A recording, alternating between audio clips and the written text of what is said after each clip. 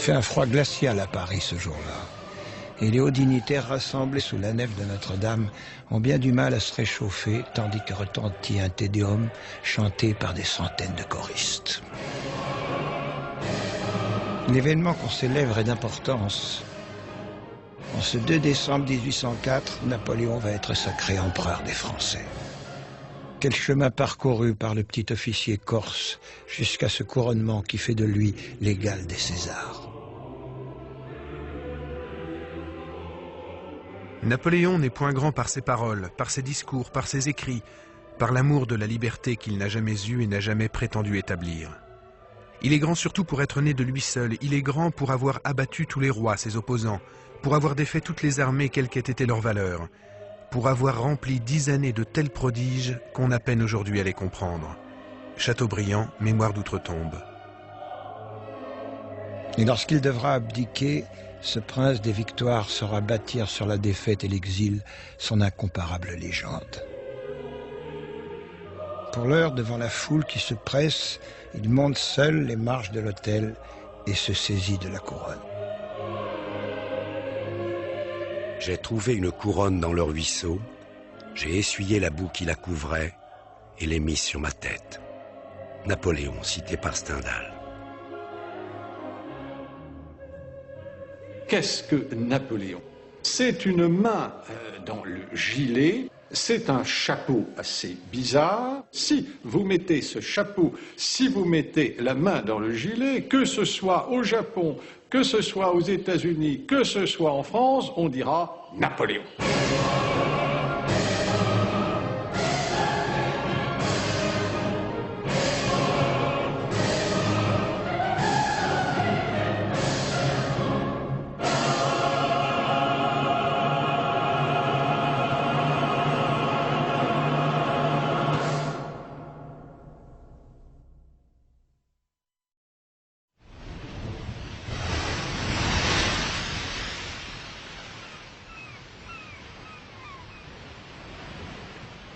Il s'en est fallu de peu que Napoléon ne naisse pas français. En 1768, Gênes cède ses droits sur la Corse à la France, entraînant une rébellion qui ne prendra fin qu'à la bataille de Ponte Novo le 8 mai 1769. Napoléon naîtra 3 mois plus tard. Je naquis quand la patrie périssait. 30 000 Français vomis sur nos côtes, noyant le trône de la liberté dans des flots de sang, tel fut le spectacle odieux qui vint le premier frapper mes regards. Les cris du mourant, les gémissements de l'opprimé, les larmes du désespoir environnèrent mon berceau dès ma naissance. Lettre de Bonaparte à Paoli, le 12 juin 1789. Conquise successivement par les Romains, les Sarrasins, les Génois, la Corse a sans cesse été occupée, mais jamais soumise. Parmi les patriotes qui se sont révoltés contre l'envahisseur français et qui ont pris le maquis, figurent les parents de Napoléon, Charles et Laetitia Bonaparte. Mais Charles comprend très vite que la partie est perdue. Il se fait élire à l'Assemblée de Corse, mise en place par les Français. Jamais je ne pardonnerai à mon père d'avoir concouru à la réunion de la Corse à la France. Napoléon cité par Bourrienne. Par contre, Laetitia a toutes les qualités à ses yeux. Comme mère, dira-t-il, elle n'avait pas d'égal. Elle a d'ailleurs eu l'occasion de le prouver, 12 grossesses et 8 enfants qui siégeront sur différents trônes d'Europe. La mère, quel homme, disait Napoléon. Elle a une tête d'homme sur un corps de femme. On la vit affronter les dangers de la guerre et partager toutes les fatigues des rebelles dont les mouvements avaient lieu sur les montagnes les plus sauvages et au milieu de rochers escarpés. Stendhal. Comme tous les Corses de bonne famille, les Bonaparte ont une maison en ville et une à la campagne.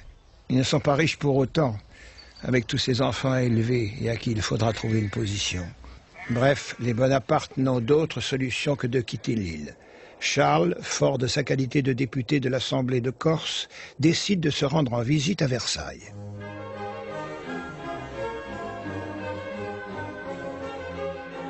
On n'a rien vu quand on n'a pas vu la pompe de Versailles. Louis XIV était toujours là. Chateaubriand. La dorure des lambris, embrasée par les rayons d'un soleil ardent, formait une espèce d'auréole sur la tête des souverains et de leurs enfants. la reine avait une passion, celle de la mode. Être la jolie femme la plus à la mode lui paraissait le titre le plus désirable. Mémoire de la comtesse de Boigne. Comment ce petit nobliau de Charles n'aurait-il pas été ébloui par le cérémonial de la cour? En tout cas, il obtient pour son deuxième fils ce qu'il est venu chercher, une bourse d'études.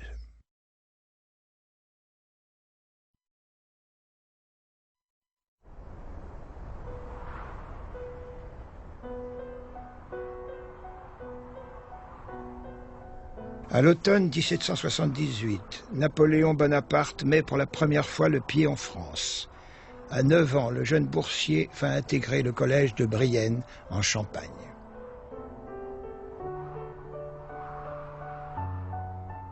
Il y passera 5 ans, enfermé entre ces murs tristes, sans congé ni visite des siens. Bonaparte était en général peu aimé de ses condisciples. Il les fréquentait peu et prenait rarement part à leurs jeux. Dès qu'arrivait le moment de la récréation, il courait à la bibliothèque, où il lisait avec avidité les livres d'histoire, surtout Polybe et Plutarque. Mémoire de Bourrienne. Il se sent corse. Et il est entouré à Brienne d'élèves qui sont des enfants de l'aristocratie française et qui n'ont rien de commun avec ce petit étranger. Donc, lui, qui est un être fier, orgueilleux, est mal reçu et donc il va s'isoler, il va se mettre à part.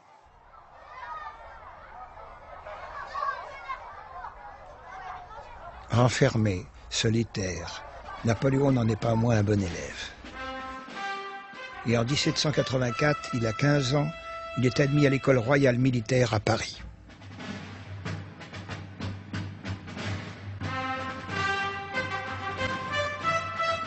Inauguré quelques années plus tôt, cet établissement accueille les meilleurs élèves des 12 collèges militaires de province, tels que Brienne. Les jeunes nobles, souvent désargentés, qui y sont admis, sont destinés à former les cadres de l'armée royale, au même titre que les fils de grandes familles. Et cela se manifeste dans le traitement qui leur est accordé. Nous étions magnifiquement nourris et servis, traités en tout comme des officiers à la tête d'une grande fortune. Bonaparte a un ami.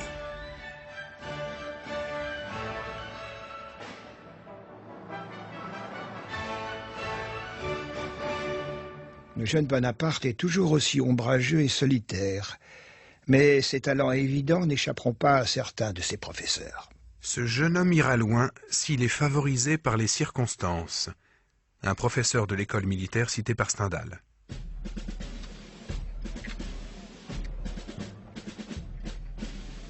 À peine âgé de 16 ans, le voilà sous-lieutenant affecté à un régiment d'artillerie, l'arme d'élite de l'armée française. Il n'y a pas de meilleure façon de commencer une carrière militaire et de découvrir le métier de soldat.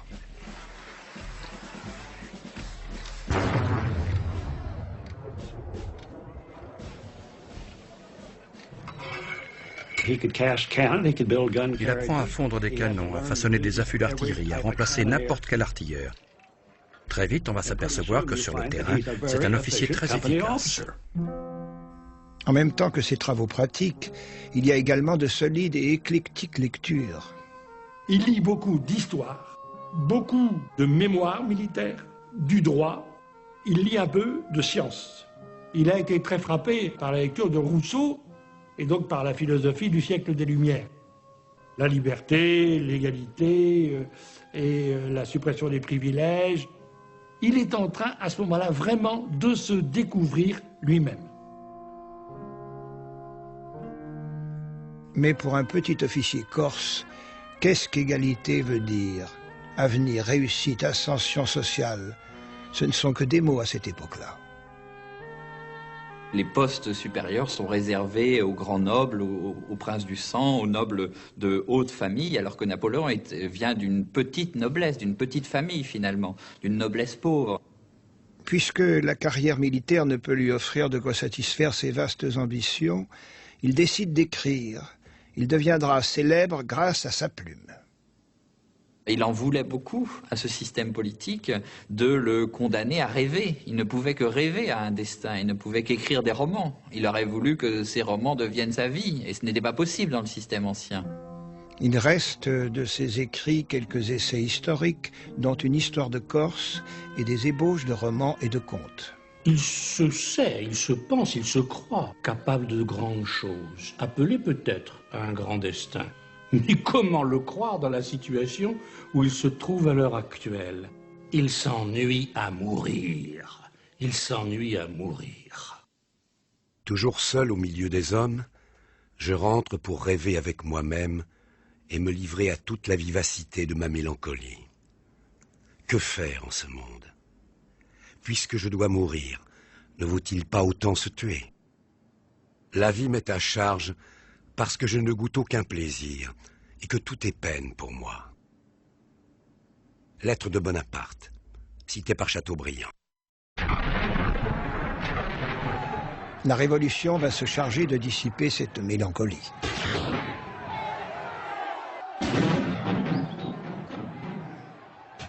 Une lumière dans les esprits, et dans chaque cœur une voix, va, et tu prendras la Bastille.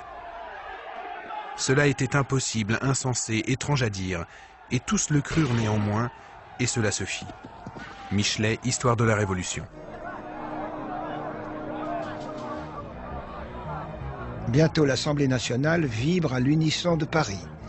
Dans la nuit du 4 août, les privilèges de la noblesse et du clergé sont abolis. Rien n'arrêtera plus la marche de la Révolution. Mais qu'en est-il de Bonaparte? Il sert dans une garnison de province à Auxonne et ne jouera aucun rôle actif. On peut en aucun cas faire de Bonaparte un révolutionnaire avant le début de la Révolution. Mais Bonaparte accueille la Révolution comme une bonne nouvelle. C'est presque quelque chose qui, je dirais, a une portée presque religieuse pour lui, au sens où tout d'un coup, il sent bien que la Révolution va ouvrir la société française. L'abolition des privilèges, le fait que la société française ne va plus connaître ces hiérarchies, toutes ces cascades de mépris et dont a beaucoup souffert le jeune Napoléon dans sa jeunesse. Bonaparte était un jeune homme de son temps et avoir 20 ans en 1789, c'est quelque chose d'extrêmement important. Ça marque aussi bien une destinée individuelle qu'une destinée collective.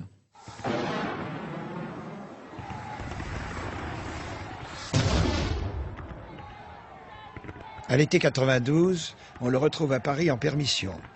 Les débordements révolutionnaires, le pillage des Tuileries, ce monarque que la populace a forcé à coiffer le bonnet rouge, tout ce désordre l'insupporte. Comment a-t-on laissé entrer cette canaille? Il fallait en balayer 400 ou 500 avec du canon et le reste courrait encore. Bonaparte à Bourrienne.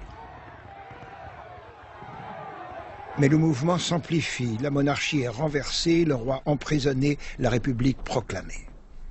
Napoléon va, à ce moment-là, faire partie de ce monde nouveau. Il cherche à jouer un rôle. Alors il commence par un pays qu'il connaît bien, un terrain qui lui est familier, donc il commence par la Corse.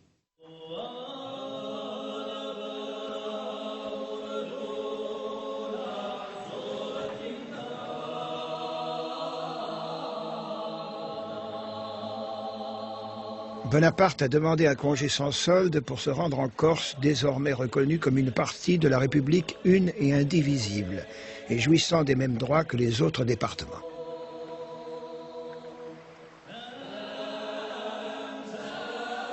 Il est enrôlé dans la garde nationale avec le grade de capitaine, et il se livre bientôt avec passion au jeu subtil de la politique locale. Une vie politique toujours dominée par Pascal Paoli, le patriote intransigeant qui fut le héros de Bonaparte enfant.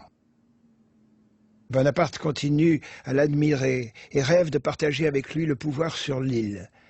Il va être doublement déçu. D'abord parce que Paoli n'a pas pour lui la même admiration, loin de là. Il le traite de ragazzino inesperto, un garçonnet sans expérience. Il le trouve trop ambitieux et trop francophile. De plus, ils n'ont plus du tout les mêmes idées politiques. Bonaparte and Paoli are on totally different wavelengths. Les deux hommes étaient sur des longueurs d'onde totalement différentes. Paoli continuait de rêver à une Corse indépendante, tandis que Bonaparte se sentait tout à fait à l'aise dans une Corse faisant partie de la France révolutionnaire.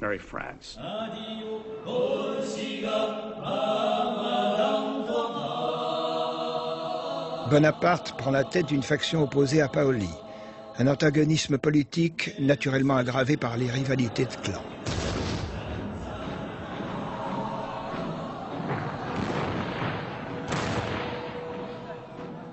Dans cet affrontement, les hommes de Paoli auront vite le dessus.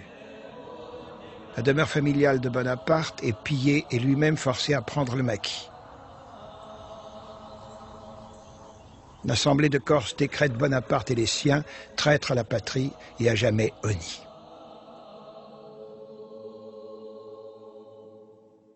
À partir du moment où il y a cette cassure, cette coupure avec la Corse de Paoli, il est français, il se veut français, il est français.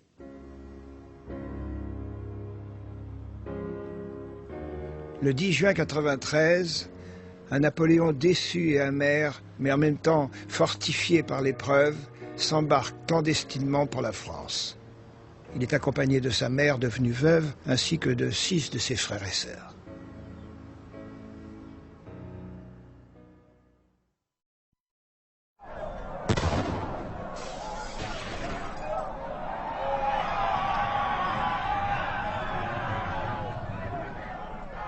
À leur arrivée en France, ils trouvent un pays au bord de la guerre civile.